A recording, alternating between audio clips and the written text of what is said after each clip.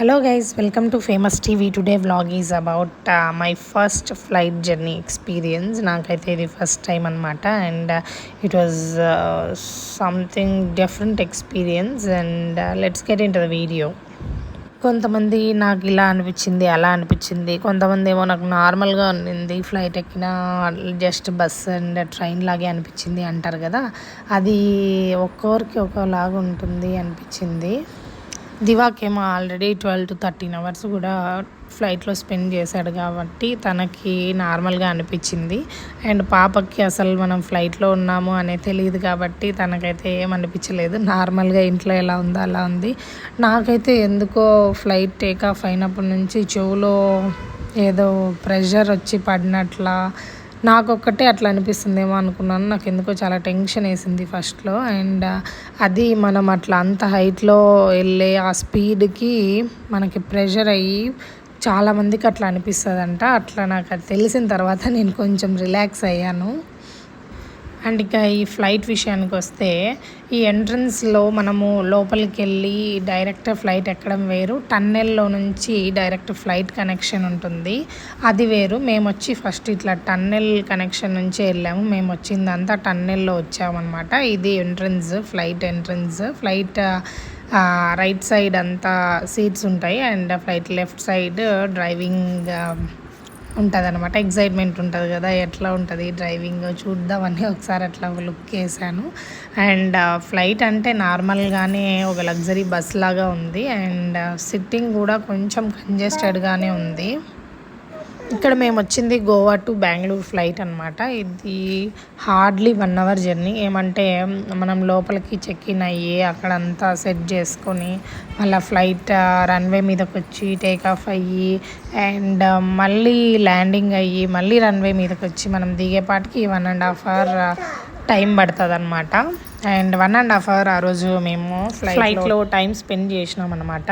And first ఎక్కినప్పుడు కొంచెం ఎగ్జైటెడ్గానే ఉంది కానీ అండ్ ఫస్ట్లో ఉన్నంత ఎగ్జైట్మెంట్ పైకి వెళ్ళిన తర్వాత ఉండదన్నమాట. ఎప్పుడెప్పుడు ఫ్లైట్ రన్వే మీదకి వెళ్ళిపోతుందా, మనం దిగిపోదామా అన్నట్లుంటుంది. ఎక్కువ మనం ఎందుకు దీన్ని ప్రిఫర్ చేస్తామంటే, స్పీడ్గా ఫాస్ట్గా టైం వేస్ట్ అవ్వకుండా ట్రైన్ జర్నీలో అంత అలసట లేకుండా డైరెక్ట్ 1 hour టైంలో మనం అక్కడి నుంచి ఇక్కడికి రావడం అంటే అదొక హ్యాపీనెస్ అనమాట. అండ్ దానికోసం ఒక్కటే దీన్ని చూస్ చేయొచ్చు, లేకపోతే nothing more excited than anything. ట్రైన్లో కూడా చాలా బాగానే ఉంటుంది. మనం ఫస్ట్ ఏసీ తీసుకున్నా కూడా మంచి మంచి ఫెసిలిటీస్ అన్నీ ఉంటాయి. కానీ టైం చాలా ఇంపార్టెంట్. టైం స్పెండ్ చేయడం, వేస్ట్ చేయడం ఎక్కువ ఇష్టం ఉండని వాళ్ళు ఫ్లైట్ జర్నీని ప్రిఫర్ చేయొచ్చు అనమాట. నేను విండో సీట్ అదే పనిగా తీసుకున్నదే, సైడ్లో ఏమన్నా చూద్దాము ఏం జరుగుతుంది అని. అండ్ నేను కూర్చున్న వెంటనే అప్పుడు కొంచెం వర్షం పడింది అనమాట. అందుకని నా సైడ్ గ్లాసెస్ అన్నీ ఫుల్ క్లోజ్ అయిపోయినాయి మంచుతో. అది ఏమీ కనపడలేదు అసలు, నా ఐస్కి కానీ కెమెరాకి కానీ ఏం కనపడలేదు అనమాట. అండ్ ఫ్లైట్ టేక్ ఆఫ్ అయిన వెంటనే అంటే రన్వే మీదకి వచ్చేటప్పుడే కొంచెం వర్షం స్టార్ట్ అయింది. మళ్ళీ వర్షం స్టార్ట్ అయినాక ఆ గ్లాస్ మీద ఉండే మంచు మొత్తం క్లియర్ అయిపోయింది అండ్ అప్పుడు కొంచెం కొంచెంగా కనిపించడం స్టార్ట్ అయిందనమాట. This is the view. ఇట్లా కనిపించింది ఫ్లైట్. ఇప్పుడు మేము ఇట్లా మెరుస్తుంది కదా, అది ఇండికేటర్స్ లాగా అనుకుంటా. ఇది ఒక వింగ్, ఆ సైడ్ ఒక వింగ్, 2 wings. మేము వింగ్ వెనకాల ఉన్నాం కాబట్టి వింగ్ చూస్తేనే మనకి ఫ్లైట్ జర్నీ చేసినట్ల ఎక్స్పీరియన్స్ అనిపిస్తుంది. అండ్ వన్ మోర్ థింగ్ వచ్చేసి, మనకి ఫ్లైట్ టేక్ ఆఫ్ అయ్యే టైంలో లైట్స్ అన్నీ ఆఫ్ చేసేస్తారు అండ్ ఫోన్ స్విచ్ ఆఫ్ కానీ ఎయిర్ప్లేన్ మోడ్లో కానీ పెట్టమంటారు. ఎందుకంటే ఫ్లైట్ కమ్యూనికేషన్ ఛానల్స్ ఇబ్బంది అయిపోతాయి ఆ రేడియేషన్స్ వల్ల అని చెప్పేసి మనకి ఫోన్ స్విచ్ ఆఫ్ ఎయిర్ప్లేన్ మోడ్లో పెట్టమంటారు. అండ్ మనకి సీట్ బెల్ట్ మనకైతే నార్మల్గానే ఉంటుంది, కానీ పాప ఉన్నప్పుడు ఎవరైనా చిన్న పిల్లలు ఉన్నప్పుడు వాళ్ళు వచ్చి మనకు సపరేట్ సీట్ బెల్ట్ ఇస్తారనమాట. అది మన బాడీకి అటాచ్ చేసుకొని వాళ్ళని సీట్ బెల్ట్లో పెట్టాలి. ఇది టేక్ ఆఫ్ టైంలో ఇట్లా లైట్స్ ఆఫ్ చేస్తారు అండ్ మనం పైకి వెళ్ళిన వెంటనే మళ్ళీ లైట్స్ ఆన్ చేస్తారనమాట. లైట్స్ ఆన్ చేసి మన జర్నీ మొత్తం లైట్స్ ఆన్ చేసినప్పుడు ఎంత టైం ఉంటుందో అంత జర్నీ చేస్తామన్నమాట. మళ్ళీ అగైన్ లైట్స్ ఆఫ్ చేశారు అంటే ఇట్స్ టైమ్ ఫర్ ల్యాండింగ్ టైంలో లైట్స్ ఆఫ్ చేస్తారు. మళ్ళీ రన్వే మీదకి వచ్చినాక ఆన్ చేస్తారనమాట. అది సింబల్ మనం ఎంత జర్నీ చేస్తున్నాం అనేది. అట్లా ఎగ్జాక్ట్గా 40 మినిట్స్ ఏమో మేము like fly high in the sky అంటారు కదా, అట్లా 40 to 50 మినిట్స్ ఏమో పైన ఉన్నాము. మిగతా టైం అంతా ఈ రన్వే మీద ల్యాండింగ్. ఇది బెంగళూరు అనమాట. ల్యాండింగ్ టైంలో మళ్ళీ అగైన్ లైట్స్ ఆఫ్ చేస్తారు. అండ్ ఇది దగ్గరకు వచ్చినప్పుడు ఇట్లాంటి వ్యూ అనమాట. అండ్ ఇప్పుడు కొంచెం క్లియర్గా కనిపిస్తుంది అనమాట. ఫస్ట్ వెళ్ళినప్పుడు అయితే ఏం కనిపించలేదు, మంచు అంతా క్లోజ్ అయిపోయింది. అండ్ వచ్చేటప్పుడు మాత్రం అంతా రెయిన్ వాటర్తో గ్లాసెస్ అంతా క్లియర్ అయ్యి ఫుల్ వ్యూ అనేది కనిపించింది అనమాట. టేక్ ఆఫ్ అప్పుడు కానీ ల్యాండింగ్ అప్పుడు కానీ ఒక్క స్లాంట్ పొజిషన్లోకి వెళ్ళిపోతుంది ఫ్లైట్. ఎందుకో కొంచెం మన బాడీలు కూడా ఇట్లా కొంచెం వంగినట్లు అనిపించి మనకు కంఫర్ట్ ఉండదు అనమాట. ఎట్లెట్లో అయిపోతుంది బాడీలో.